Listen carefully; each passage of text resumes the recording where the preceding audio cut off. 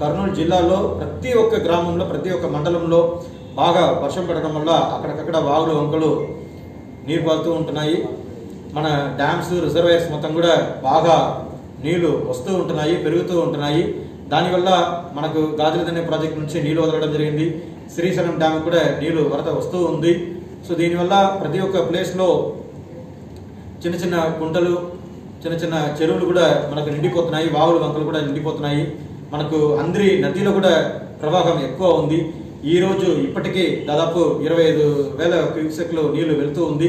అది ఇంకా 30,000, 35,000, 40,000కి వెళ్లే అవకాశం ఉంటుందని చెప్పేసి మా ఇరిగేషన్ ఇంజనీర్లు చెప్తూ ఉంటున్నారు. ఇప్పుడు కూడా అధికారులు అందరితో కలిసి టెలికాన్ఫరెన్స్ తీసుకుంటూ ఉంటున్నాము. మా జేసీ గారు, మా డిఆర్ గారు టెలికాన్ఫరెన్స్ తీసుకుంటూ ఉంటున్నారు. ఆల్ తహసీల్దార్స్, ఆల్ ఆర్టీఓస్, తర్వాత animal husbandry, SCPR, SCRNB, SCSPDCL, fire department, police department, so అందరు డిపార్ట్మెంట్తో, మున్సిపల్ కమిషనర్స్, ఎంపీడీఓస్ అందరితో కలిసి ఇప్పుడు దాని మీద కూడా సెపరేట్గా రివ్యూ తీసుకుంటూ ఉంటున్నాము. అప్పటికప్పుడు వాళ్ళకి ఇన్ఫర్మేషన్ ఇచ్చేసి అలర్ట్ చేసుకుంటూ ఉంటున్నాము. ఆల్రెడీ మండల్ లెవెల్లో, డివిజన్ లెవెల్లో సంబంధించిన అధికారులు ఒక కోఆర్డినేషన్ కమిటీ మీటింగ్ కూడా పెట్టుకోవడం జరిగింది. మళ్ళీ రోడ్డు సంబంధించిన ప్రత్యేకంగా రోడ్డు కానీ పవర్ సప్లై గురించి కూడా ఆ సంబంధించిన అధికారులకి ఇచ్చేయడం జరిగింది.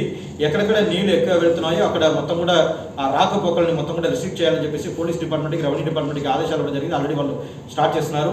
ఇప్పుడు నేను, జాయింట్ కలెక్టర్ గారు, ఎస్పీ గారు, మున్సిపల్ కమిషనర్ గారు కూడా కొన్ని ప్రాంతాలు విజిట్ చేస్తాము.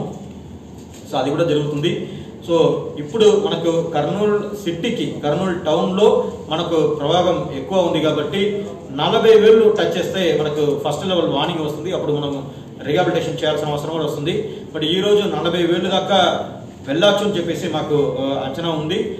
కానీ తగ్గే అవకాశం కూడా ఉంటుందని చెప్తున్నారు. ఎందుకంటే ఇప్పుడు కర్ణాటకలో వర్షం పడట్లేదు. సో పైన వర్షం పడట్లేదు కాబట్టి మనకి నీళ్లు వరద కూడా తక్కువ ఉంటుంది. బట్ మన జిల్లాలో వర్షం బాగా పడుతుంది. ఈ రోజు 10 గంటలు కూడా చాలా బాగా వర్షం పడింది, 134 mm పడింది. సో దానివల్ల 100 కూడా వాటర్ రావచ్చు. సో దానివల్ల ప్రజల్ని అప్రమత్తం చేస్తున్నాము.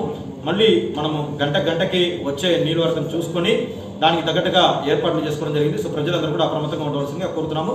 ఖచ్చితంగా అక్కడ ఉన్న అధికారులు మీకు అన్ని సమాచారాలు అందిస్తారు. ఏదైనా సమస్యలు ఉంటే కూడా చెప్పచ్చు, ఇమీడియట్గా వాళ్ళు స్పందిస్తారని తెలియజేస్తూ